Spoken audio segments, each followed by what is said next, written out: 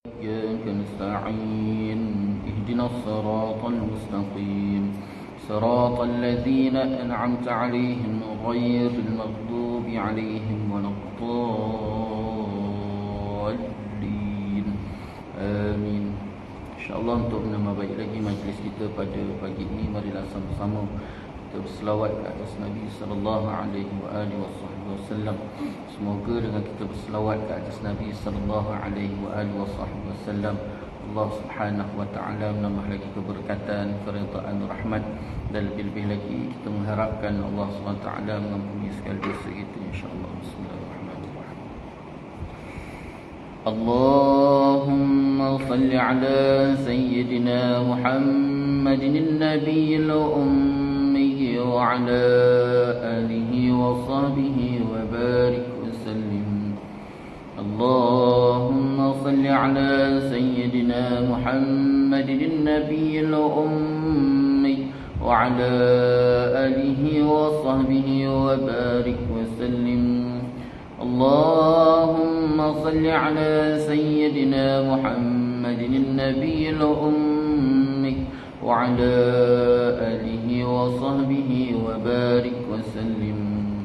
اللهم صل على سيدنا محمد النبي الأمي وعلى آله وصحبه وبارك وسلم.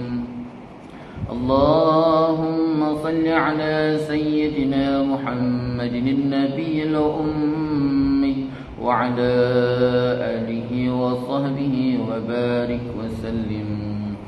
اللهم صل على سيدنا محمد النبي الأمي وعلى آله وصحبه وبارك وسلم. اللهم صل على سيدنا محمد النبي الأمي وعلى آله وصحبه وبارك وسلم.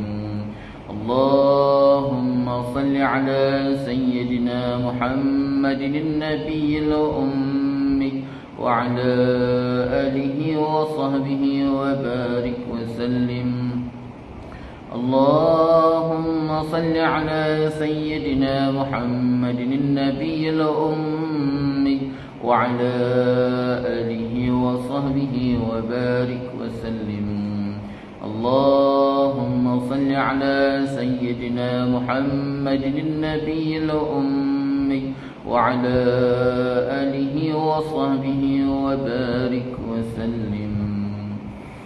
بسم الله الرحمن الرحيم. الحمد لله رب العالمين وبه نستعين على أمور الدنيا والدين، والصلاة والسلام على سيد المرسلين خاتم النبيين محمد صلى الله عليه وآله وصحبه وسلم، وعلى آله وأصحابه وتابع التابع لهم بإحسان إلى يوم الدين. سبحانك لا علم لنا إلا ما علمتنا إنك أنت العليم الحكيم. رب اشرح لي صدري ويسر لي أمري واحلل عقدة من لساني يفقهوا قولي. رب زدنا علما وارزقنا فهما. اللهم يسر ولا تعسر. رب تمم بالخير يا فتاح يا عليم. افتح لنا فتوح العارفين. ولا حول ولا قوة إلا بالله العلي العظيم. ولا حول ولا قوة إلا بالله العلي العظيم.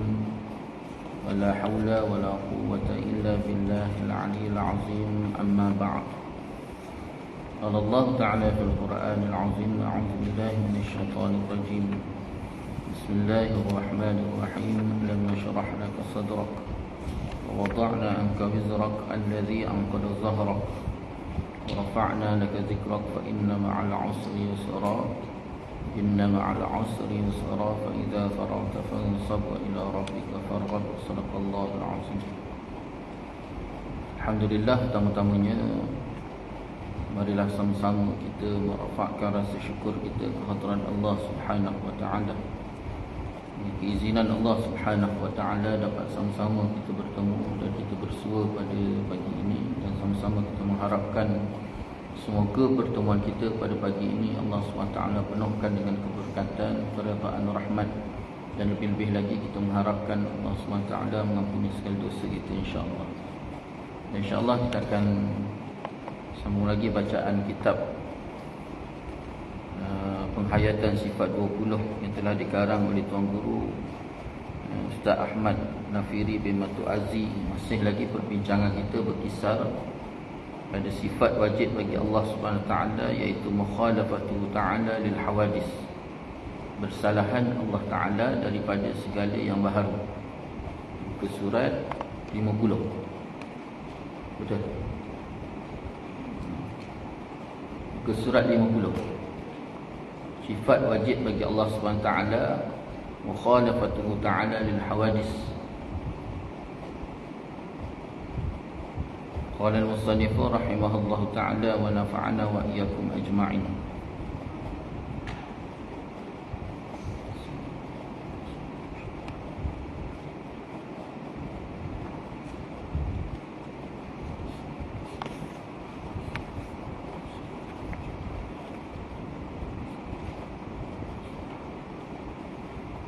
Al-Qadi'iyat. Al-Qadi'iyat, iyat ni nama orang, Qadi ni pangkat. Qadi'iyat.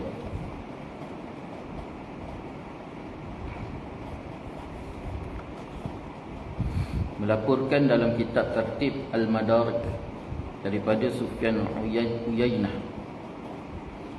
Melaporkan dalam kitab Tertib Al-Madarik daripada Sufyan bin Uyainah, beliau berkata, seorang lelaki bertanya kepada Imam Malik radhiyallahu anhu rahimahullah ta'ala. Dia mengatakan, Ar-Rahmanu 'alal 'arsy istawa, iaitu Allah Ar-Rahman yang bersemayam di atas arasy. Surah Taha ayat ke-5. Bagaimana istawa itu, wahai Aba Abdillah? Bagaimana istawa itu, wahai Aba Abdillah? Imam Malik diam seketika sehingga beliau berpeluh.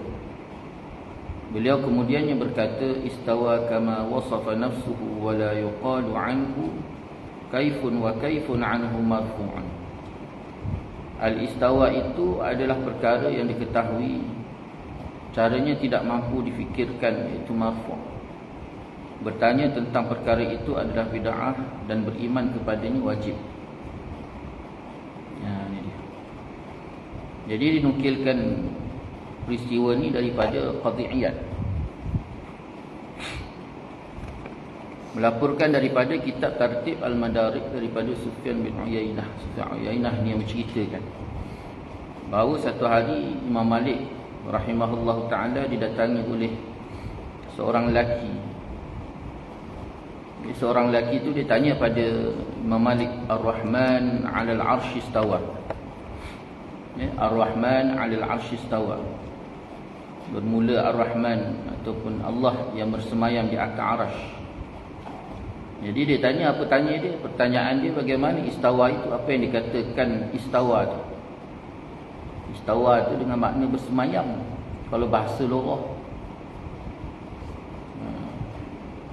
Makna lughah bahasa kita tu, istawa tu bersemayam. Jadi kalau tengok pada ayat tadi tu, Allah itu bersemayam di atas arasy. Ini sambungan daripada perbicaraan kita tentang ayat-ayat mutasyabihat. Jangan lupa pokoknya apa? Perbincangan kita sebelum ni tentang ayat-ayat mutasyabihat. Ayat mutasyabihat ni ayat-ayat yang diragui. Dia ada ayat muhkamat, ayat-ayat hukum. Apa maksud ayat hukum itu? Ayat-ayat yang jelas. Ayat mutasyabihat ni ayat yang diragui. Diragui itu bukan diragui pada ayat, tetapi kandungan maksud. Kandungan maksud itu mengandungi dengan makna yang sangat diragui dengan sifat pada Allah. Kan kita belajar pokoknya apa dia? Pokoknya mukhalafatu ta'ala lil hawadis. Itu pokok dia tu. Bersalahan Allah SWT itu dengan sesuatu yang baharu. Jadi kalau istawa tadi itu dengan makna bersemayam, maka bersemayam itu sifat makhluk. Bersemayam itu sifat makhluk.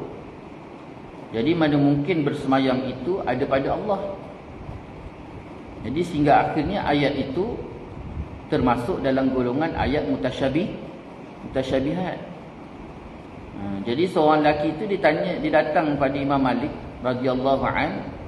Dia tanya pada Imam Malik, wahai Imam Malik, dia baca ayat tadi Ar-Rahmanu 'alal 'arsy istawa. Dan dia minta pada Imam Malik supaya memberikan penjelasan tentang makna istawa tadi tu. Makna bersemayam tadi. Lalu ketika itu Imam Malik terdiam. Diam, kemudian berpeluh. Diam, berpeluh. Diam berpeluh ni bukan bermakna dia tak tahu. Diam berpeluh ni bukan bermakna dia tak tahu. Ni Imam Malik ni. Jadi dia diam berpeluh tu kerana persoalan itu terlalu berat dan tak boleh dibicarakan. Sehinggalah Imam Malik menjawab, istawa kama wasafa nafsuhu wa la yuqalu anhu kaifun wa kaifun anhu marfu'un. Apa maknanya? Al-istawa itu adalah perkara yang diketahui. Apa maksud perkara diketahui? Benda tu ada tak? Ada. Bersemayam tu ada tak? Ada. Istawa tu tetap ada. Tak boleh kata tak ada sebab Allah Ta'ala dah sebut ada. Ada tak? Ada. Tapi caranya tidak mampu difikirkan. Bagaimana keadaannya tu wallahu a'lam. Tak boleh nak digapai dengan akal. Tu maksudnya caranya itu, cara istawa tu tak boleh digapai dengan akal. Bertanya tentang perkara itu adalah bid'ah dan beriman kepadanya wajib. Bertanya tentang benda-benda yang mutasyabihat tadi hukumnya bid'ah. Apa maksud bid'ah? Sangat-sangat dilarang. Jangan tanya benda-benda yang beragukan. Itu maksud dia. Tapi beriman dengan istawa tadi wajib tak? Wajib. Kerana satu ayat, satu perkataan, satu huruf saja daripada Al-Quran kita nafikan, kafir. Jadi beriman kepada istawa tadi, istawa Ar-Rahmanu 'alal 'arsy istawa tadi tu, istawa tadi tu wajib tak kita beriman? Wajib. Tapi jangan ditanya macam mana istawa tu, istawa pada Allah tu macam mana. Jadi pertanyaan istawa pada Allah itu hukumnya bid'ah. Jangan nak ditanya sebab benda tu mutasyabihat. Itu sebabnya ini jawapan daripada Imam Malik ni termasuk ulama salaf. Ingat tak kita bincang pertemuan yang lepas? Dalam ayat mutasyabihat ini perbezaan pembawaan di antara ulama salaf dan ulama khalaf. Ingat lagi ke dah dilupa? Ke terlupa? Ke tak sengaja lupa? Sebab menganga je semua.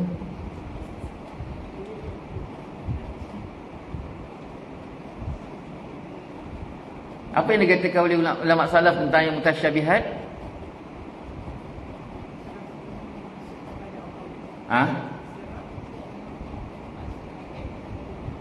Serah semua maksud ayat kepada Allah. Kita tengok macam Imam Malik ni. Ni Imam Malik jawab. Kan? Apa dia jawab? Dia tak mentakwilkan. Bahkan dia kata beriman dengan ayat tu wajib. Tetapi pertanyaan ni bid'ah. Jangan ditanya. Istawa Allah Ta'ala tu jangan ditanya macam mana. Kalau ditanya tu pertanyaan tu bid'ah. Kenapa? Kerana istawa tu marfu'un bi'itibari Allah Ta'ala. Balik-balik semula pada Allah. Serah pada Allah lah. Tapi tak boleh nafikan pula Allah Ta'ala itu tidak istawa. Tak boleh kita kata Allah Ta'ala itu sebab dekat situ dia tak ada huraian. Dia tak ada. Ingat tak perbezaan di antara perbicaraan kita Ahli Sunnah wal Jamaah dalam kurungan salaf, ulama salaf dan juga Wahabi. Ingat tak? Nak angguk dia pun berat. Ulama salaf, bila orang datang tanya istawa tadi, contohnya istawa, maka dia tak ada pun kata Allah Ta'ala tu istawa. Terus dia angkat daripada soalan tu, terus serah pada Allah. Nampak tak cara jawapan dia tu? Cara jawapan Imam Malik tadi. Dia tak ada kata Allah Ta'ala tu istawa. Sebab apa? Bila kata Allah Ta'ala istawa tu, maka ketika tu dah mentasyabuhkan, menyerupakan Allah SWT tu dengan makhluk. Jadi terus dia kata apa? Bila dia tanya macam mana pandangan Imam Malik tentang istawa, maka ketika tu dia kata istawa tu, nak tak nak kita tetap beriman, tapi soalan ni bid'ah. Dia terus serah pada Allah. Allah je yang tahu, dia kata. Dia tak ada pun kata Allah Ta'ala itu Allah Ta'ala istawa. Kita kena yakin Allah Ta'ala istawa. Itu yang pandangan Wahabi begitu. Yang Wahabi pula pandangan dia, Allah istawa. Apa pandangan Tuhan tentang istawa? Allah Ta'ala itu istawa, dia kata. Tapi bagaimana Allah Ta'ala istawa tu terserah pada Allah lah. Jadi dia menyamakan juga tentang Allah Ta'ala tadi. Tapi bagi salaf, ulama salaf, ahli sunnah wal jamaah, mereka tidak menyamakan. Nampak tak beza dia? Nampak tak? Nampak tak? Tak sempat? Nampak tak beza dia? Ada tak beza dia? Ke masih teringat lagi macam mana masak mihun tadi? Tak adalah, tenungnya tu jauh. Bila ditanya, digiling.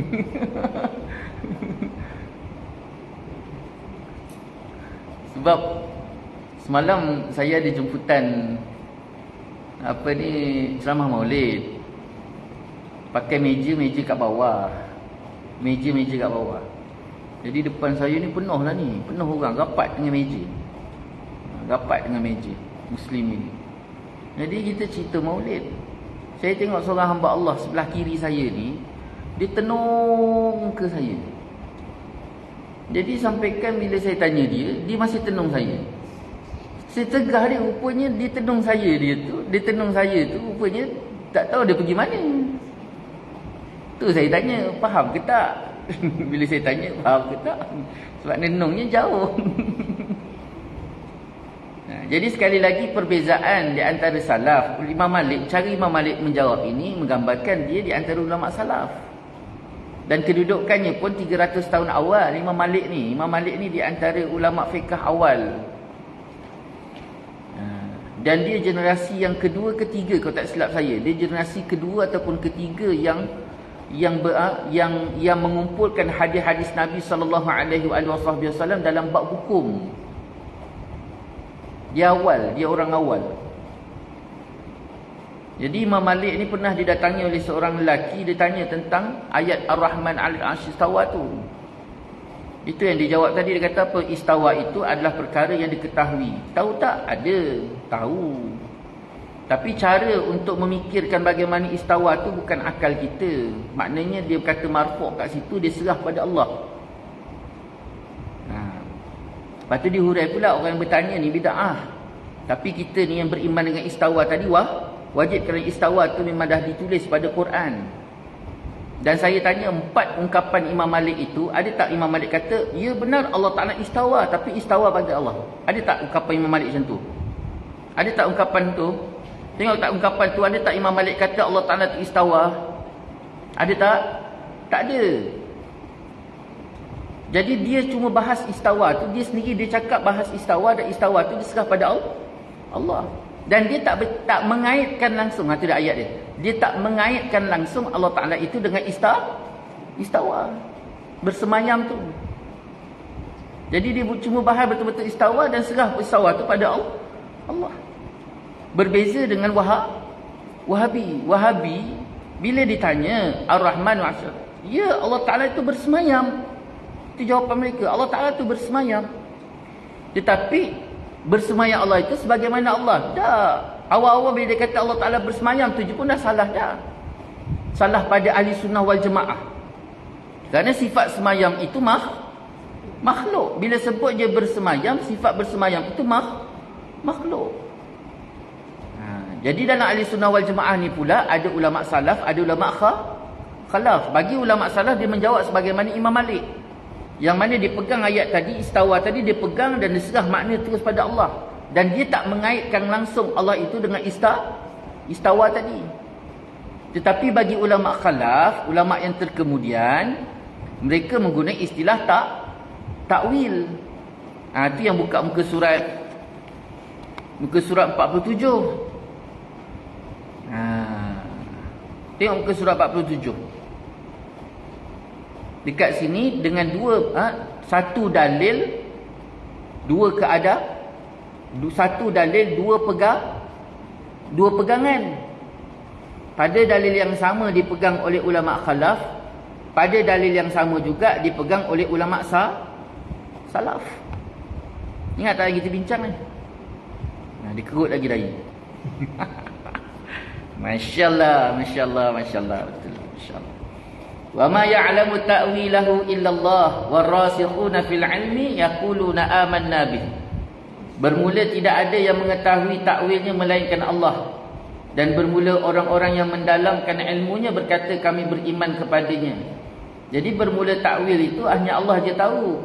Patut orang yang mendalami ilmu, maka mereka ni beriman kepada Allah. Jadi dekat sini ada dua keadaan. Yang pertamanya wa ma ya'lamu ta'wilahu illallah, itu yang menggunakan takwil tadi oleh ulama khalaf. Kemudian warasikhuna fil 'ilmi yaquluna amanna bih, dan itu kandungan makna ataupun dalil yang dipegang oleh ulama salaf. Nampak tak? Satu ayat, dua dalil, satu ayat ataupun satu dalil yang dipegang oleh sebahagian dalil tadi dipegang oleh ulama salaf, dan sebahagiannya ayat itu dipegang oleh ulama khalaf. Itu sebabnya ulama khalaf dia takwil tu suka-suka hati ke? Tak, ini dalilnya. Boleh tak takwil? Kenapa tak boleh? Dan Allah Ta'ala sebut takwil dekat situ terang-terang.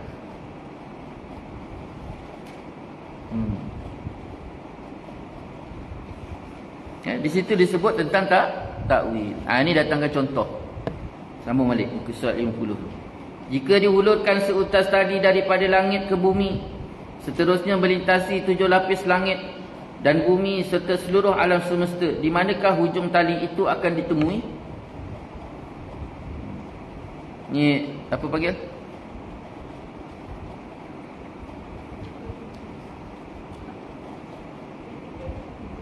Apa dia? Kritikal sangat. Okay. Jika dihulurkan seutas tali daripada langit ke bumi, seterusnya melintasi 7 lapis langit dan bumi serta seluruh alam, di manakah hujung tali itu akan ditemui? Ada tak? Wallahu a'lam, tak ada orang nak betul. Dia sebutnya soalan-soalan cik pasal ni. Sama macam seorang raja. Seorang raja dia panggil, apa nama tu, yang zaman Khalifah Harun Ar-Rashid tu, yang bawa cerita 1001 malam tu, Ibu Nawas apa? Abu Nawas. Satu hari Harun Ar-Rashid panggil Abu Nawas pergi ke istana. Harun Ar-Rashid, Abu Nawas, aku nak tanya kau tentang satu soalan. Kalau kau tak boleh jawab soalan ni, maka hari ni kau pancung, kena pancung. Ya tuan, dia kata, wahai khalifah, kau nak tanya apa? Dia kata, aku nak tanya, tolong ceritakan ku berapa jumlah bintang yang berada di langit. Tak jawab pancung? Mak nak jawab apa, mak? Tak jawab, mak, pancung, mak? Nak jawab apa, mak? Wallahu a'lam, pancung. Kalau syahid. Apa jawab Abu Nawas? Tuanku, dia kata, bintang di langit itu terlalu banyak, dan jumlah sebanyak bintang itu sama seperti sebanyaknya bulu yang berada di tubuh kambing biri-biri. Jadi tuan boleh kira kambing biri-biri tadi itulah sebanyaknya bintang di langit. Jadi tuan kira. Lama dia jawab, dia suruh tuanku tu kira sendiri. Jadi malam tu Abu Nawas terlepas daripada tu. Gitu juga mak, dia dalam bab soalan ni ada soalan yang boleh dijawab, boleh dijawab. Ada soalan yang mana soalan tu memang tak boleh dipersoalkan. Ada sesuatu yang boleh dipersoalkan dan ada sesuatu yang tak boleh. Itu kita kena letak dan kita kena faham. Ada sesuatu yang boleh ditanya dan ada sesuatu yang memang dilarang ditanya dan tak boleh ditanya. Termasuklah tadi bagaimana kita nak gambarkan istawa Allah tadi tu. Sebabnya Imam Malik kata soalan itu bid'ah. Ni dia. Okey, muka surat 51 Syekh menyambung lagi kata-kata beliau, hakikat tauhid.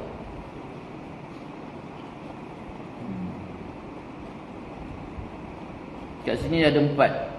Hakikat tauhid, had akal, had tasawuf, hakikat fakir. Ada 4 ni. Ma khatara bibalika fahuwa halikun. Wallahu subhanahu wa ta'ala bi khilafi zalika. Hakikat tauhid ni, apa-apa yang terlintas pada hatimu semuanya binasa. Adapun Allah itu bersalahan dengan yang demikian itu dalam hati manusia. Itu hakikat tauhid. Apa maksud hakikat tauhid ni, Mak? Yang dimaksudkan hakikat tauhid ni iaitu hakikat dalam pengesaan Allah SWT. Allah Ta'ala itu dia bukan satu Ada sebahagian kitab disebut esa. Kataan bahasa Melayu pun esa. Tapi ulama' akidah tak senang menggunakan perkataan esa tu. Mereka lebih suka menggunakan perkataan se. Se tu bukan se Kelantan. Kalau se Kelantan tu satu. Ni se. Se daripada perkataan esa tu nak gambarkan tunggalnya Allah itu. Kalau kita gunakan perkataan satu, maka ada dua, ada tiga, ada empat. Dia guna se kat situ dengan makna tunggal. Tak ada dua, tak ada tiga. Se kat situ. Kemudian pula yang keduanya, bila sebut ya Allah SWT tu ialah mukhalafatu ta'ala lil hawadis. Mukhalafatu ta'ala lil hawadis itu sampaikan bersalahan Allah dengan makhluk tu sampai tahap ni dia kata ma khatara bibalika fahuwa halikun wallahu subhanahu wa ta'ala bi khalifi zalika. Apa-apa yang terlintas pada hatimu, ni hati kita ni, Mak, apa yang tergambar terlintas pada hati kita semuanya tu bersifat binasa. Kerana apa? Kerana makam dia tu je makam makhluk, makam hati tu saja makam makhluk. Dan bila kata makam makhluk, pasti sesuatu yang terlintas pada hati itu adalah makhluk. Bila terlintas itu makhluk, adapun Allah itu bersalahan dengan demikian itu dalam hati manusia. Kalau kita dah yakin bahawa hati itu dia adalah satu tempat dipanggil makhluk, dan apa yang terlintas pada hati itu juga makhluk, maka sudah pasti Allah Ta'ala itu tak boleh digambarkan dan tak boleh dirasa. Jadi apa yang kita dapati pada hati kita ataupun pada akal kita ataupun pada jiwa kita terhadap Allah SWT itu, hakikat sebenarnya semuanya tak ada. Kerana yang bermain itu tidak lain hanyalah bersifat makhluk. Bila bersifat makhluk, maka tak ada lah. Jadi tak boleh kita nak bayangkan bagaimana Allah SWT tadi tu. Tak boleh dibayangkan, tak boleh nak dirasa, tak boleh. Kerana bila ada saja, maka yang ada itu makhluk. Bila ada makhluk, sedangkan Allah Ta'ala itu mukhalafatu ta'ala lil hawadis. Satu. Kemudian had akal. Sekurang-kurangnya had akal ialah meninggalkan dunia, iaitu tidak cinta akan dunia, dan setinggi-tinggi had akal ialah tidak berfikir tentang zat Allah SWT. Sabda Nabi SAW, tafakkaru fi ni'matillah wala tatafakkaru wala tafakkaru fi zatillah. Ni dia. Sekurang-kurang akal ialah meninggalkan dunia, iaitu tidak cinta akan dunia. Satu. Akal ni dia ada batas. Akal kita ni ada batas. Dia ada maksimum, ada minimum. Macam kita buka dapur gas tu. Yang Mak buka dapur gas nak masak tadi kan, Mak, kan? Dia ada api, dia ada maksimum sampai habis. Dia ada minimum sampai kecil. Waktu air pada nasi tu dah kering, pada beras tadi yang kita masak tu dah kering, maka nak tunggu dia betul-betul kering air tadi, nak keringkan, nak masakkan dia kan, kita kecilkan api kan. Itu meminimumkan api tadi. Kemudian waktu mula-mula kita letak periuk tadi, kita memaksimumkan api tadi. Begitu juga akal kita ni ada maksimum, ada minimum. Minimum akal kita iaitu meninggalkan daripada menyukai ataupun memikirkan dunia. Itu meminimumkan pemikiran kita. Itu sebabnya mak minta maaf cakap lah, orang nyanyuk ni akal dia terlalu banyak digunakan untuk dunia. Pelupa. Orang yang terlalu banyak menggunakan akal untuk dunia, maka perkara pertama yang dia akan lalui ialah sifat lupa. Dan yang kedua, dia akan lalui, kalau benda tu terlalu panjang masa, dia akan lalui nyanyuk. Nyanyuk. Ya, hati-hati. Ubatnya apa mak? Ubat tak ada lain kecuali memaksimumkan akal tadi. Apa maksimumkan akal tadi? Dia kata apa tadi ni? Dan setinggi-tinggi had akal ialah tidak berfikir tentang zat Allah. Setinggi-tinggi penggunaan akal tadi ialah tidak memikirkan zat Allah. Jangan terlalu, sebab nak fikirkan sesuatu benda yang tak boleh digapai oleh akal, tak boleh. Zat Allah Ta'ala ni kita tak boleh nak pakai macam mana. Sebab benda tu bukan tak ada, tapi bukan akal kita yang nak menggapai benda tu. Benda tu, bila kata benda, sesuatu tu. Sesuatu tu. Sebab tadi balik pada asal lah. Baik sama ada hati ataupun akal kita ni, dia boleh, setiap sesuatu yang terlintas ataupun yang melintasi akal ataupun hati tadi tak ada lain kecuali makhluk. Jadi akal memang tak mampu tu. Dia kata apa? Nabi SAW sebut tafakkaru fi ni'matillah wa la tatafakkaru fi zatillah. Nabi kata fikir tentang nikmat Allah, tetapi jangan fikir tentang zat Allah. Kita ni beriman melalui sifat Allah. Dan sifat Allah tu pun bukan kita tengok sifat dia, tak. Kita tengok sifat dia melalui alam. Itu sebabnya Allah jadikan alam ini untuk manusia. Bukan Allah Ta'ala jadikan alam ini untuk manusia hanya semata-mata makan. Bukan Allah jadikan alam ni semata-mata untuk manusia tadi minum, untuk kehidupan, untuk nafkah. Tak. Kalau hanya semata-mata alam yang Allah Ta'ala jadikan untuk makan minum, maka tak lebih seperti seekor lembu. Jadi apa guna alam ni? Allah jadikan alam ni untuk kita supaya kita kenal Allah. Daripada alam ni lah kita kenal Allah. Kenal Allah. Sumarji'il basara karrataini yanqalib ilaikal basaru khasi'aw wa huwa hasir. Allah perintah supaya kita bolak-balik pandangan kita tu tengok Allah. Tengok alam ini supaya lahir dalam hati kita mengagungkan Allah. Jadi sifat keagungan Allah itu bukan dilihat pada nampak kita pada sifat Allah, tak. Tapi melihat sifat Allah itu melalui kejadian. Melalui kejadian alam ni. Perjalanan alam ini. Daripada situlah kita rasa, ya Allah hebatnya. Cuba mak datangkan satu contoh yang orang perempuan tengok sesuatu benda tu rasa takjub, rasa kagum. Apa mak? Kak, datang satu contoh yang orang perempuan kalau tengok rasa kagum. Apa dia? Saya ikut orang perempuan. Apa dia? Bayi baru lahir. Kan dia tengok bayi baru lahir. Okey, dia tengok daripada segi apa? Biasanya dia pergi ziarah kawan dia, dia tengok bayi baru lahir, kau rasa seronok, rasa sayang, dia cium apa semua, dia tak tahu bayi tu sesak nafas, bau dia.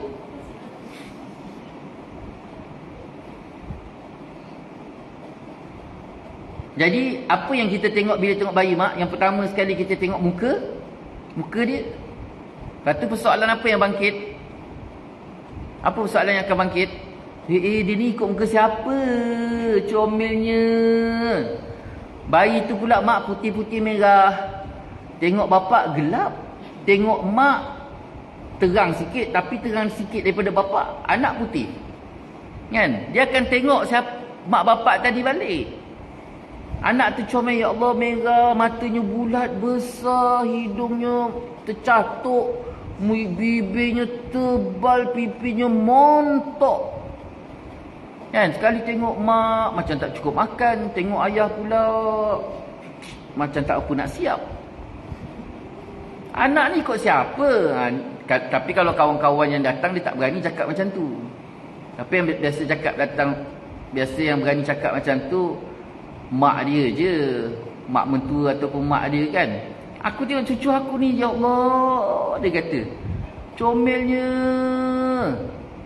Lepas tu dia tengok menantu perempuan dia kan, tengok mak dia tu macam, kau siapa ni, kau bapak dia lagi macam tak siap aja. Dia akan balik-balik tengok. Kalau bahasa kita manusia ni, tengok balik pada orang yang buat. Dia akan tengok balik. Gitu juga kita tengok alam. Bila kita tengok alam ni, kena balik-balik semula. Alam ni siapa yang jadikan? Semakin kita takjub, rasa kagum terhadap alam, bukan alam itu sahaja, bukan alam itu yang kita kagumkan, tetapi siapa yang menjadikan alam.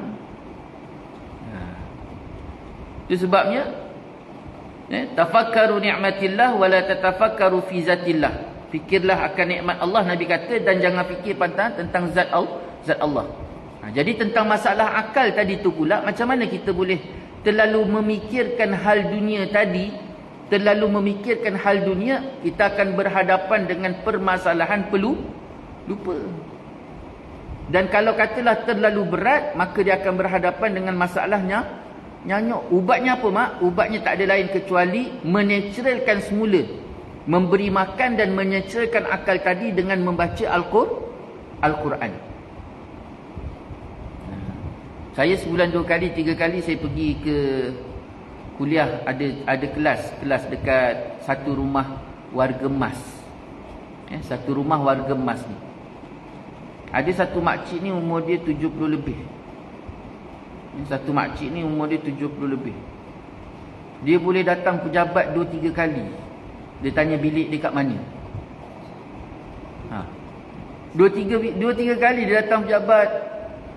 Ustaz, saya punya bilik kat mana? Makcik, bilik makcik kat sini. Lupa. Sampai satu hari tu saya tengah minum, saya habis kelas tu, dia orang jamu saya minum, saya pun minum. Tiba-tiba makcik tu tanya, kan, dia orang kan habis kelas, dia orang nak balik lah semua.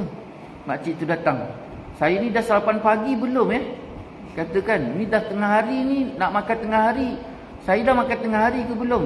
Lepas tu dia balik, Ustaz, makcik kan sebelum masuk kelas tadi dah sarapan. Oh ya ke? Tak apalah Ustaz, kata dia. Tu tak lama lagi dia datang lagi.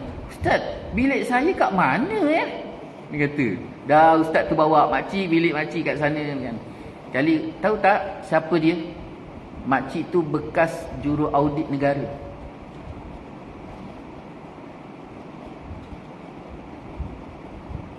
Makcik tu bekas juru audit negara.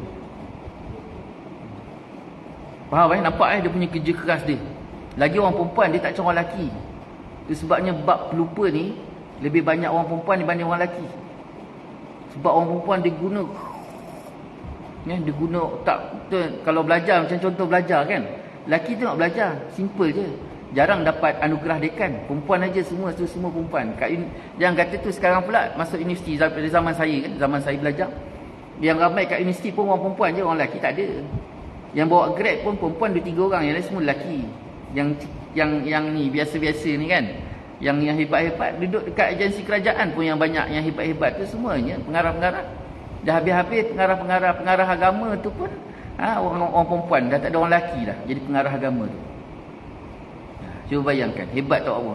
Sebab apa? Dia jenis buat kerja, tapi dia berhadapan. Cara nak menaturalkan otak kita tu, rehatkan akal, nak naturalkan balik supaya dia jadi natural apa semua, tak ada lain kecuali membaca Al-Quran. Itu yang saya pernah, kalau tak lupa, saya pernah bercerita. Ada satu nenek, saya kenal nenek ni waktu saya kecil lagi, umur saya 5 tahun. Mak bawa ziarah, dia sepupu kepada moyang saya. Nenek lah, moyang lah, moyang kepada sepupu. Dia sepupu kepada moyang saya. Jadi pernah sekali saya datang, yelah benda-benda dah kira macam bau bacang kan, jauh. Jadi datang sekali. Kali pertama saya datang, umur saya lepas yang saya meninggal 8 tahun, 9 tahun. 9 ke 10 tahun lebih kurang macam itulah saya datang sekali. Kemudian datang lagi umur saya 17 ke 18 macam itulah. Lepas tu datang sekali lagi, umur dia dah dekat 100. Lebih kurang dalam 20 tahun. Tu datang sekali, datang sekali 10 tahun. Ada sekali tu saya turun, saya bawa mak, arwah mak, Saya turun, mak pun masih kat kereta lagi jumpa sepupu dia lah apa semua. Saya terus masuk salam-salam, saya terus lari kat nenek. Nenek tu dah tak boleh nak bangun, moyang tu. Dia duduk kan. Cuba bayangkan, bukan tahun lepas, bukan bulan lepas, bukan tahun lepas, bukan 5 tahun lepas, 10 tahun lepas pun tuan-tuan lebih lagi. Dia datang-datang duduk kan. Nenek tu buta, dia buta. Dia kata, Assalamualaikum Nyang, apa khabar? Sihat? Nenek sepanggil nenek. Nenek sihat?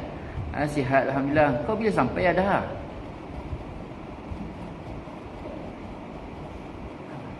Kau bila sampai dah? Saya dah terkedu dah. Nenek macam mana boleh tahu ada sampai? Kan, mana tahu anak dia bagi tahu ke apa kan. Tapi anak dia semua kat luar sambut mak apa semua. Tapi dia duduk kat dalam, saya tu melulu jumpa kan. Dia kata, nenek tahu macam mana? Aku dengarlah suara kau. Dia kata kan, kau panggil aku tadi. Nenek apa khabar? Aku dengar. Cuba bayangkan. Kita kalau tak jumpa dalam kelas ni, kakak kalau tegur saya, kakak kalau tegur saya kat tengah pasar malam ke apa kan. Assalamualaikum Ustaz, apa khabar Ustaz? Dalam kepala saya apa lah? Kalau tak betul-betul saya macam saya rapat dengan kakak ni, yang lain saya tak ingat ni mak. Kalau tegurlah saya, Assalamualaikum Ustaz, saya akan ingat balik. Kat mana saya jumpa kakak ni kat kelas? Saya takkan ingat. Tu belum jadi 100 tahun. Kalau 100 tahun tak tahu benda lah. Cuba bayangkan. Pelupanya. Terlalu banyak ingat dunia. Tu dia. Menyelesaikan apa? Cara dia. Itu sebab saya duduk dengan nenek tu lama. Akhirnya saya tanya nenek, bagitahulah sikit apa amalan nenek kan. Dia kata, aku ni tak ada apa-apa, dia kata. Aku ni tak pandai baca Quran. Orang dulu dia tak pandai baca Quran. Yang dia hafal, dia kata betul-betul surah Yasin. Tapi surah Yasin itulah yang dibaca setiap lepas sembahyang. Dia kata dia tak mengaji agama. Dia tak mengaji sekolah. Dia tak pandai membaca. Dia tak pandai baca Quran. Tapi sebab mendengar, sebab daripada dia membesar tu dalam keadaan dia mendengar surah Yasin tu kan, orang Melayu kita kan dengan surah Yasin kan sinonim. Jadi dia kata surah tu je lah yang aku boleh baca. Aku wirid-wirid lepas sembahyang aku tak reti, dia kata. Jadi aku ni lepas subuh aku baca surah Yasin, itulah wirid aku. Lepas zuhur aku baca surah Yasin. Lepas asar aku baca surah Yasin. Lepas maghrib istighfar aku baca surah Yasin. Itu je lah amalan aku. Tapi surah Yasin ni pun mak, bacaan dia dah menyamai macam sebuah Al-Quran. Itu yang dipanggil Qalbul Quran. Kalau boleh baca Quran, baca Quran. Kalau tak mampu baca Quran, baca Yasin. Tapi Al-Quran tu jangan kita hilang. Jangan tak ada masa. Cuba bayangkan kita baca Quran setiap hari, ada masa kita dengan Quran. Berbeza jiwa kita dan akal kita ketika hati dan akal tadi tidak disulami dengan Quran. Berbeza, sangat berbeza. Sebab kita ni memang kena dengan benda tu, kena ada suplemen. Macam contoh, orang makan vitamin C dengan orang tak makan vitamin C. Masa saya bulan lepas saya demam, 2 minggu saya demam. Ada seorang kakak ni datang jumpa saya, Ustaz saya ni Alhamdulillah tak demam-demam, dia kata. Saya ni tak demam. Ustaz tahu saya makan apa? Saya makan vitamin C. Setiap hari sebiji vitamin C saya makan. Jadi dia pun beli. Bagus lah macam tu kan. Jenis cadangan cardio je dia bagi dengan vitamin C sekali bagi.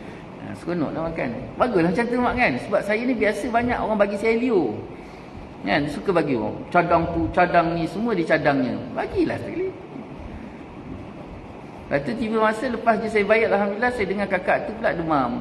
Saya pun telefon dia. Lepas tu dia kata, Kak, makan vitamin C. Yelah makanlah ni. Dia nak demam. Saya kata, yelah Allah nak gambarkan bukan vitamin C tu yang bagi penyakit ataupun menghindar penyakit. Ada ketika kita kena melalui itu supaya kita jangan sampai beriman dengan vitamin C. Tu saja. Macam tu. Had tasawuf. Okey, itu dalam had akal. Dalam bahak akal tadi ada had akal tadi minimum, kemudian ada had akal maksimum. Had akal minimum iaitu meninggalkan daripada mencintai dunia, tak memikirkan, jangan fikir. Had akal maksimum iaitu jangan sampai memikirkan zat Allah. Apa kah? Oh, dia gini, stres, sakit jiwa. Lepas tu yang terbaru ni apa? Anxiety. Semuanya balik sana. Saya jumpa doktor pakar. Doktor pakar sendiri bagi tahu. Kalau akak pergi, orang anxiety ni bawa pergi hospital, paling-paling dia bagi ubat apa? Ubat tahan sakit. Ubat apa? Ubat penenang. Ubat stres. Lepas tu nanti 5 hari lepas tu dia kena gastrik, confirm. Dia bukannya penawar. Ubat tu cuma nak bagi tenang kita tu. Lepas tu tidurlah. Ubat tidur. Tu je tak lebih. Macam mana pun kena balik-balik. Anxiety. Penyakit-penyakit jiwa. Ni lagi sekarang musim ni musim beras mahal kan. Orang banyak sakit jiwa ni. Kan? Semua orang tengah sakit jiwa ni. Tak habis fikir kan. Dia kata apa? Pokok beras. Pokok padi ada tapi beras tak ada. Ni berapa tan pula dia orang jumpa kan di Sorok. Pada muka. Itu dia keadaan dia. Jadi semua penyakit-penyakit yang bersangkut paut dengan jiwa tadi balik semula kepada Al-Quran, balik pada Allah. Balik pada Allah. Di zaman kita ni memang zaman sakit hati, sakit jiwa. Duduk rumah, akak duduk rumah akak tenang tak dengan suami? Tenang. Baguslah suami tu, maknanya bagus. Sebab zaman ni zaman memang tengok pasangan tak tenang. Itu hakikat. Memang kita tengok suami dia kita tak tenang, suami tengok muka kita tak tenang, patu panas apa semua. Ini memang zaman dia. Memang zaman kemuncak. Allah bagi kita tu ujian sebegitu rupa kerana apa? Kerana memang Allah Ta'ala nak habiskan semua masalah-masalah yang ada ni di penghujung-penghujung dunia, esok nak dekatkan seterus. Itu punya istilah lah, istilah bahasa orang Gaban kan. Mudah faham. Macam tu. Jadi sekarang ni berhati-hatilah. Jadi tak ada jalan lain kecuali menenangkan hati kita tadi dengan cara membaca Al-Quran. Banyakkan membaca Al-Quran. Kalau tak katalah kita ni sibuk masak apa semua kan, tak boleh nak baca Quran dengan pegang Al-Quran, pasang Al-Quran, dengarkan telinga tadi dengan Al-Quran. Kemudian had tasawuf. Had ni apa makna? Batas. Had akal tadi batas. Had tasawuf meninggalkan segala dakwaan berkaitan dengan makhluk dan menyembunyikan rahsia makrifah. Ni had tasawuf. Jadi dua perkara kat situ. Yang pertama, meninggalkan segala dakwaan berkaitan dengan makhluk. Dakwaan tadi sama ada dakwaan yang mendatang ataupun dakwaan yang datang daripada diri kita. Ada dua dakwaan kat situ. Dakwaan dengan makna dua dakwaan. Yang pertama dakwaan yang mendatang. Apa maksud dakwaan mendatang? Macam contoh berita-berita kosong tu lah. Kan? Dengar tak pagi tadi? Tu semua dakwaan yang mendatang. Jadi tinggalkan dakwaan yang mendatang. Baca berita tu boleh tak mak? Perlu baca. Berita perlu dibaca. Supaya jangan sampai kita tak tahu apa yang berlaku sekeliling kita. Tetapi kita kena tahu mana yang perlu kita ambil dan mana yang perlu kita buang. Dipanggil rubbish. Sampah apa mak? Bahasa Jawa dia? Rubbish. Rubbish. Mana yang rubbish buang. Maksud rubbish ni apa? Benda-benda yang tak ada manfaat untuk kehidupan kita dunia akhirat. Dunia apatah lagi akhirat. Macam contoh orang dakwa, orang ni apa-apalah benda, apatah lagi perkara yang tak ada bersangkut paut dengan kita, tu lebih rubbish tu. Lagi pula yang bab-bab politik apa benda kan. Kalau kita rasa benda tu tak ada manfaat, paling-paling berhati-hati. Menjadikan sesuatu untuk berhati-hati. Jangan simpan dalam hati.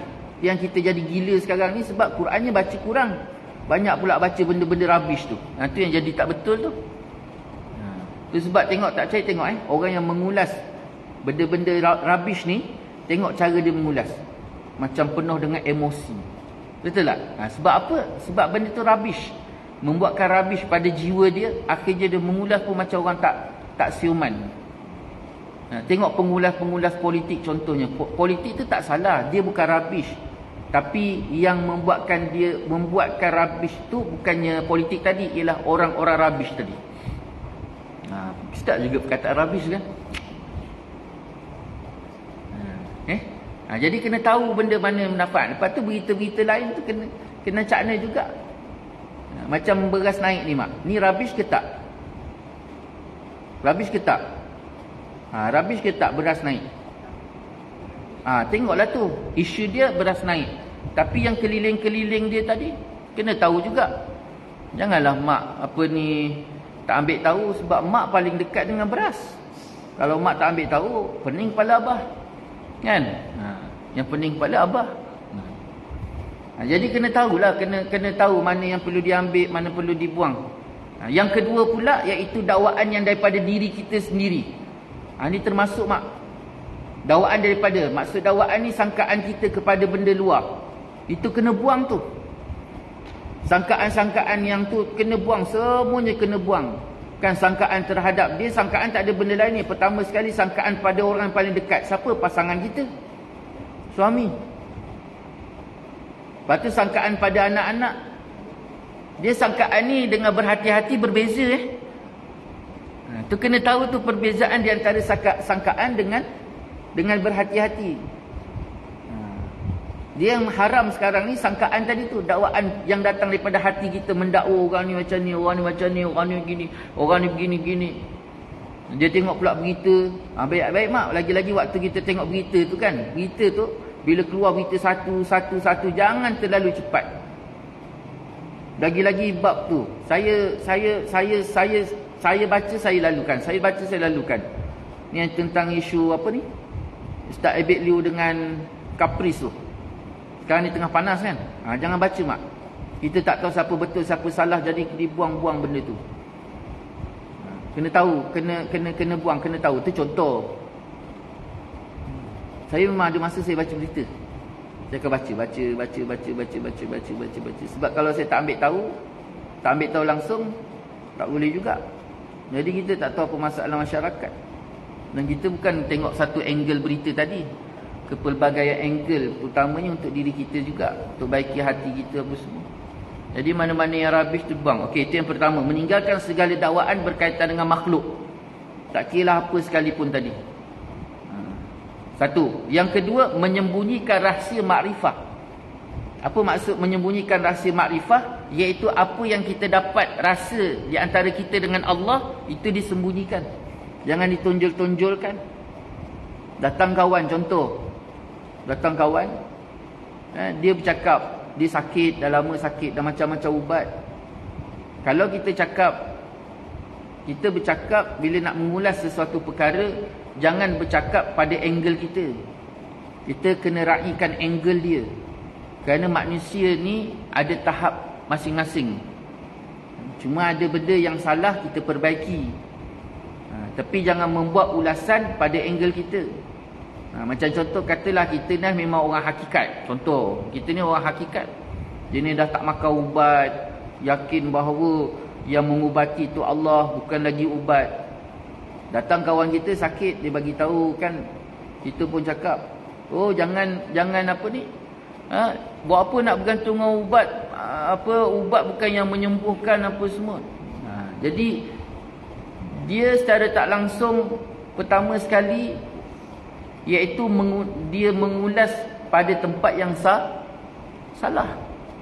Yang keduanya pula, secara tak langsung, walaupun dia tu sengaja ataupun dia tak sengaja, ataupun dia tak ada niat, tentang kedudukan kita, bagaimana hubungan kita dengan Allah, bukan sesuatu benda ataupun perkara yang hendak diceritakan. Saya yakin, memang betul keyakinan kita tu perlu ada, tetapi bukan untuk dicerita-ceritakan pada orang apa yang kita rasa. Ini daripada segi kacamata tasawuf. Jadi dua perkara tadi. Pertama, iaitu perkara yang bersangkut paut tentang dakwaan, baik sama ada dakwaan yang datang ataupun dakwaan yang datang daripada diri kita sendiri. Yang keduanya, apa sekalipun yang kita rasa di antara kita dengan Allah, perkara tersebut disembunyikan. Biar di antara kita hanya dengan Allah. Hanya di antara kita dengan Allah. Kemudian hakikat fakir. Hakikat fakir, tidak ada satu apa pun milikmu dan satu apa pun tidak boleh memiliki dirimu, serta engkau redha kepada Allah atas apa-apa yang telah ditakdirkan untukmu, kerana Allah boleh menarik segala yang miliknya pada bila-bila masa sahaja. Itu dia. Tidak ada satu apa pun milikmu dan satu apa pun tidak boleh memiliki dirimu. Yang pertama, ni ada beberapa ni. Yang pertama sekali, tidak ada satu pun milikmu. Satu. Yang keduanya, tak ada satu pun yang boleh memiliki dirimu. Dua. Yang ketiga, engkau redha kepada Allah atas apa yang telah ditakdirkan untukmu, kerana Allah bolehlah menarik segala miliknya pada bila-bila masa. Berapa tadi? Tiga Berapa? Tiga Okey, pertama sekali tidak ada satu pun milikmu. Tak ada satu benda pun, mak. Baik sama ada daripada hujung rambut sampai hujung kaki, bahkan sampai apa yang ada pada dua tangan kita tu semua bukan milik kita. Pasangan kita pun bukan milik kita. Anak kita pun bukan milik kita. Tu kita kena yakin tu. Perkara pertama yang kita kena yakin, bahawa kita ni tak memiliki apa pun. Tidak memiliki apa pun. Kalau katalah tubuh kita daripada hujung rambut sampai hujung kaki pun bukan milik kita, apatah lagi apa yang pada dua tangan kita. Suami kita, anak kita, bila Allah nak ambil suami kita tu hak dia. Itu ada sebut kat sini. Kemudian satu apa pun tidak boleh memiliki dirimu. Jadi sesuatu yang lain pun tidak boleh memiliki kita. Suami kita nak kata, ni isteri saya.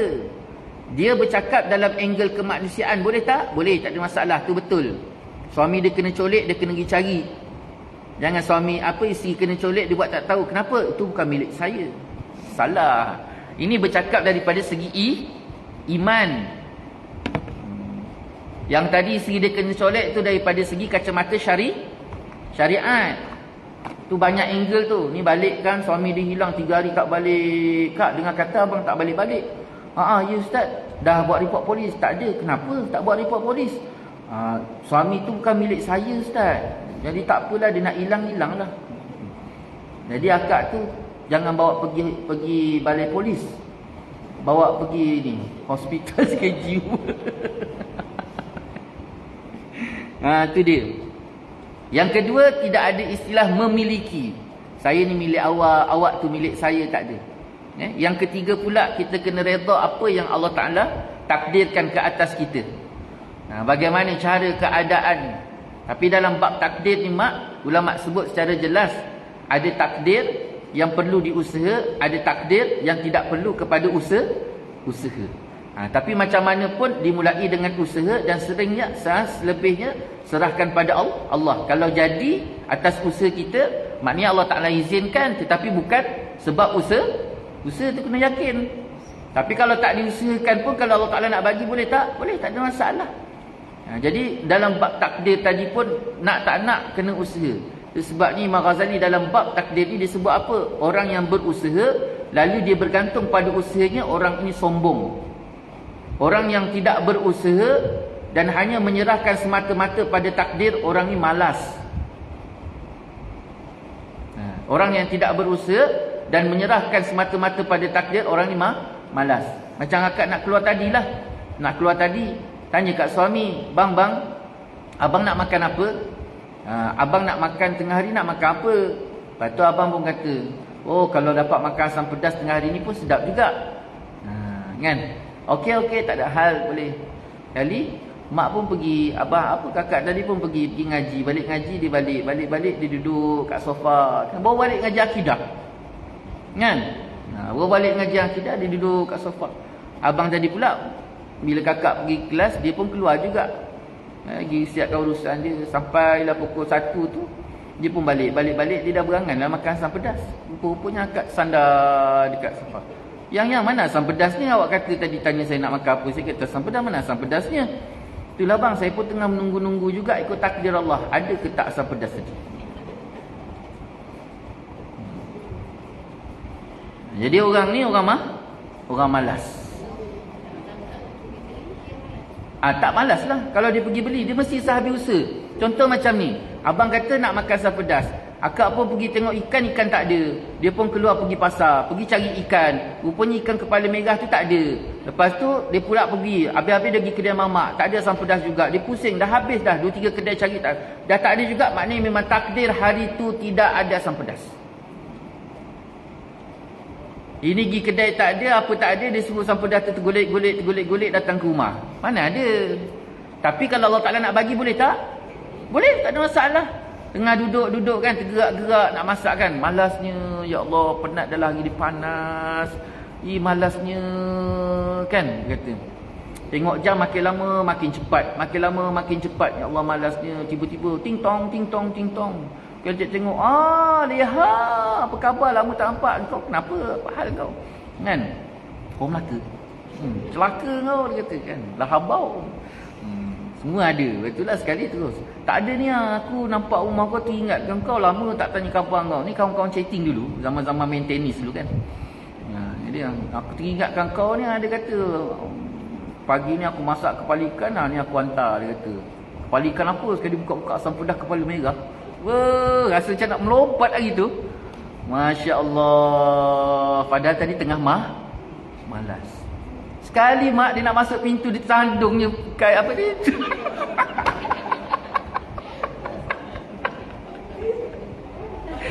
Dia nak masuk pintu tersandung kat kaki pintu tu mak. Habis melempah semua sekali. Tak ada juga. Maknanya dan takdir Allah memang apa. Hari tu tak makan sampai pedas. Wallahu ta'ala a'lam. Macam mana boleh buat cerita tak?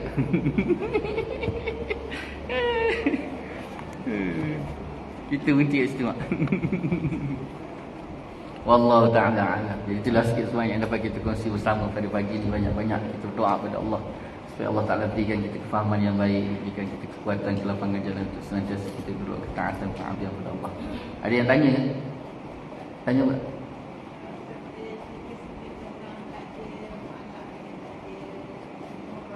Oh, takdir mu'allaq dan takdir mubram.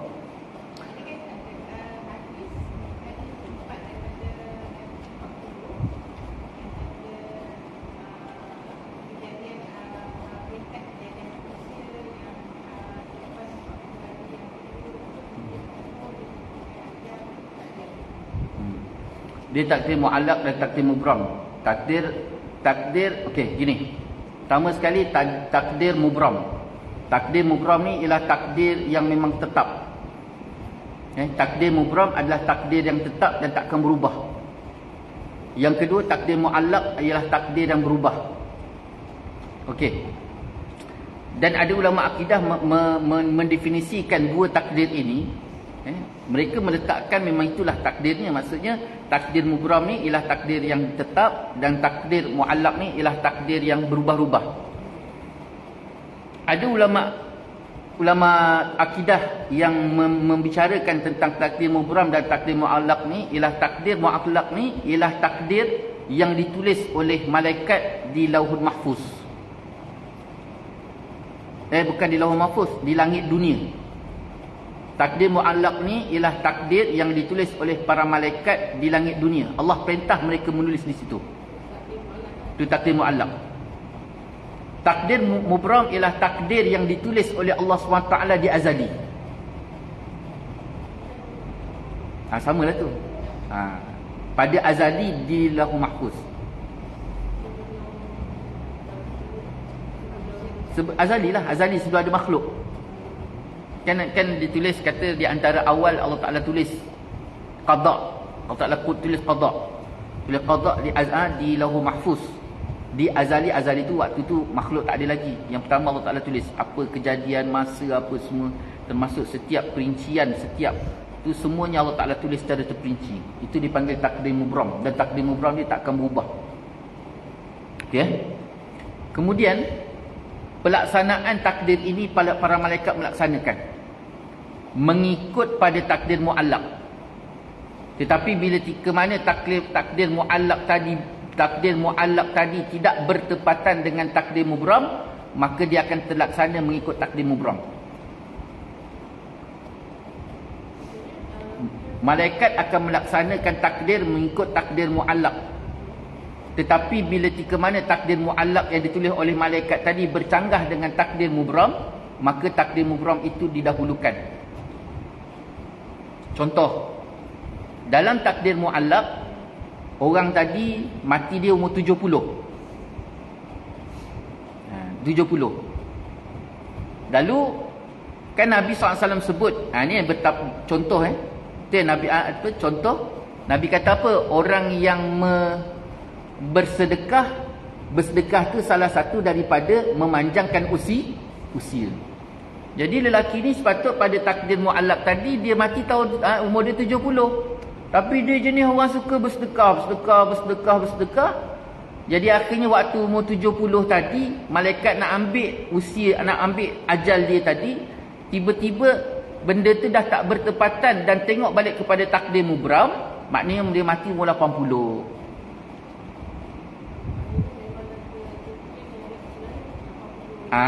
Itu ayat dia sebenarnya. Itu yang tadi tu. Takdir mu'allaq, asam pedas tu sampai. Tiba-tiba tersandung kaki dekat pintu tadi, tak dapat juga makan. Maknanya hari tu memang takdir pada mubram, memang tak dapat makan asam pedas.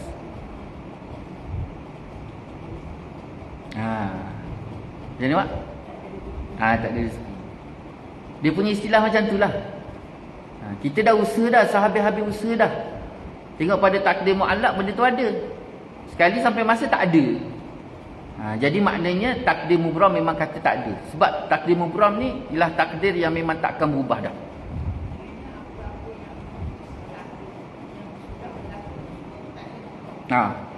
Semua takdir mubram. Macam contoh Namrud masuk neraka, semua tu takdir mubram tu. Benda yang dah tak boleh nak berubah tu semua takdir mubram. Tapi takdir-takdir yang masih lagi berubah, ada lagi consider, kalau bahasa kita tu main tarik tali tu, ialah tu takdir mu'allaq. Itu beza di antara takdir mu'allaq dan takdir mubram. Macam ni kan? Takdir mubram tu sampaikan malaikat pun tak tahu. Itu yang sampaikan waktu malaikat nak bawa seorang lelaki nak dicampakkan dalam neraka. Allah Ta'ala kata apa? Masukkan dia dalam syurga. Lalu malaikat tanya, wahai Allah, bukan ke lelaki ni mati dalam keadaan maksiat? Hidupnya dipenuhi maksiat, matinya dalam maksiat. Lalu Allah Ta'ala kata apa? Dalam bab lain, dalam riwayat lain menyebutkan, sesungguhnya telah kutakdirkan ke atas dia untuk syurga. Waktu tu takdir apa? Takdir tu takdir mubram. Malaikat nak campak dia pula dalam neraka kerana dia melilai dengan takdir mu'allaq. Jadi kita ni sebenarnya memang dah ditetapkan, tapi pada takdir mu'allaq tu mungkin berubah-ubah lagi. Jangan kau kepala.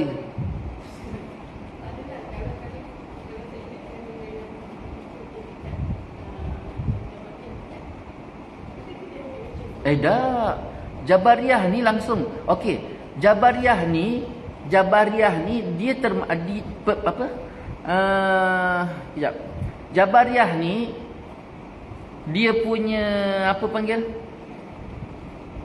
Perbincangan Jabariyah ni dia pada usaha. Dia tak ada kena mengena dengan Jabariyah ni, dia tak ada kena mengena huraian pada takdir. Jabariyah ni dia tak ada kena mengena dengan takdir. Kita hukum, okey, ni golongan Jabariyah, ini golongan Mu'tazilah, ini golongan Khawarij.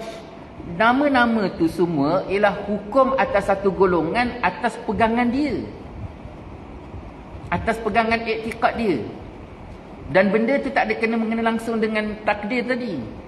Dan golongan Jabariyah ni dia mengiktikadkan bahawa sampai tahap kalau dia buat maksiat pun Allah Ta'ala takdirkan dia buat maksiat, dan dia mengembalikan maksiat dia kepada Allah. Jabariyah tu dia balik kepada keimanan dia tadi tu.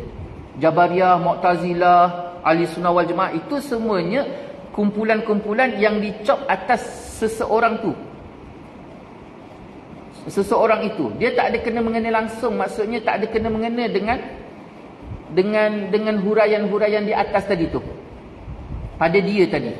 Itu yang kita jangan sampai masuk dalam Jabariyah, kerana Jabariyah ni sampai tahap dia buat maksiat pun dia kata dah memang ini takdir Allah. Dah, Allah Ta'ala masih lagi suruh kita berusaha, sehabis-habis usaha.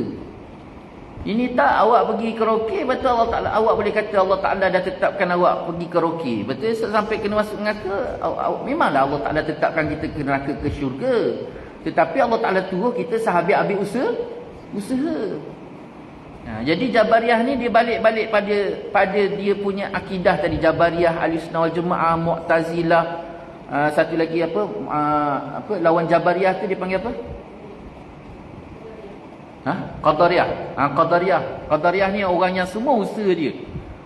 Ni makan aku usahakan, aku masuk syurga atas usaha aku. Semua atas usaha dia. Yang Jabariyah pula semua atas ketetapan Allah. Memang semuanya segala ketetapan Allah, tapi Allah suruh kita usaha dalam Ahli Sunnah wal Jamaah. Kita membawa keimanan, keyakinan, pegangan iktikad kita itu dalam aspek dipanggil wasitiyah.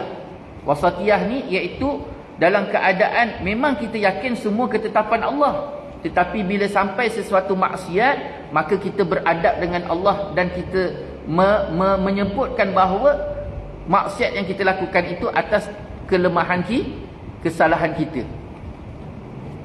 Kalau Jabariyah tak, semuanya aku buat maksiat ni pun sebab Allah Ta'ala tetapkan. Kalau macam tu, esok kalau polis tangkap dia sebab dia merogol, dia pun cakap lah ini semua atas ketetapan Allah Subhanahu wa Ta'ala. Jadi kalaulah kita berpegang dengan Jabariyah, kenapa Allah Ta'ala turunkan lagi syariat? Betul tak? Kenapa ada hudud, ada kisos? Itu yang menolak pandangan Jabariyah. Kita kena usaha. Tapi walaupun usaha tadi, kita kena yakin pula usaha itu bukannya penentu.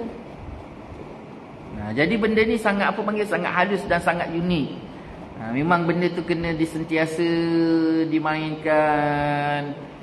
Sampaikan kita tahu mana batas-batas di antara Jabariyah, di antara Ahli Sunnah Jemaah, Mu'tazilah, Qadariyah, itu semuanya garis-garis pemisahnya hanya ada garis halus.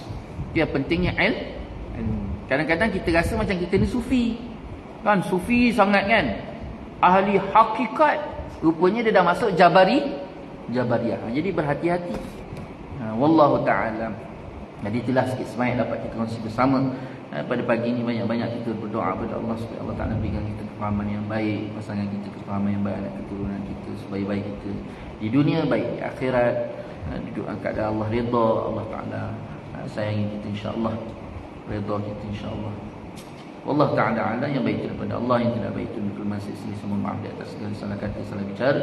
Mohon maaf di atas segala-galanya. Insya-Allah kita akan membaca dengan tasbih kafarat subhanallahi wa bihamdika, asyhadu an la ilaha illa anta, astaghfiruka wa atubu ilaik. Bismillahirrahmanirrahim. Al-'asri innal insana lafi khusr illa alladhina amanu wa 'amilus solihati wa tawassaw bil haqqi wa tawassaw bis sabr. A'udzu billahi minasyaitonir rajim. Bismillahirrahmanirrahim. Alhamdulillahirabbil alamin. Sallallahu ala sayyidina Muhammad wa ala alihi washabbihi wa baraka wasallam. Allahumma rabbana zalamna anfusana wa illam taghfir lana wa tarhamna lanakunanna minal khasirin. Allahumma rabbana hab lana min azwajina wa dhurriyyatina qurrata a'yun waj'alna lil muttaqina imama. Rabbana la tuzigh qulubana ba'da idh hadaytana wa hab lana min ladunka rahmah innaka antal wahhab. Rabbana atina fid dunya hasanah wa fil akhirati hasanah wa qina adzaban nar. Sallallahu ala sayyidina Muhammad wa ala alihi washabbihi wa baraka wasallam. Alhamdulillahi rabbil alamin. Taqabbalallahu minkum. Wabillahi taufiq. Assalamu alaikum warahmatullahi ta'ala wabarakatuh.